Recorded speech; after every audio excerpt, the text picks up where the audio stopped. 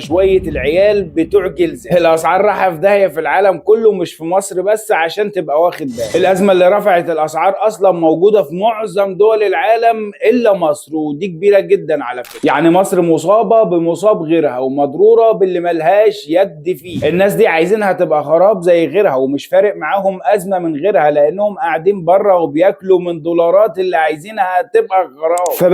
فبلاش تكون أداة بيحركها شوية ذباب بالثمن شويه الزن اللي بيزنوا على ودانك عشان تطلع تشتكي من الفقر والمشاكل والازمه اللي البلد فيها اصلا بسبب مشاكل حاصله وبتحصل من زمان في بلاد غيرها. بلاش تتحرك بامر شويه خرفان خانوها وداقوا من فلوس الخيانه لحد ما استحلوها، وعايزين بقى يعملوا فتنه كبيره ويخربوها لصالح اللي بيمولوا. احنا بقى بيمولنا حب بلدنا اللي بنعتز بيها وبانتمائنا ليها وبنفتخر باللي قدر يحميها وسط غابه كلنا بلا استثناء شايفين اللي بيحصل فيه. لو معايا في اللي بقوله من فضلك خلي الكومنتات كلها تحيا مصر دايما وابدا رغم انف الحاقدين، ولو مش معايا قول لي مش معايا ليه، وهل ده الوقت اللي المفروض تكون مش معايا فيه؟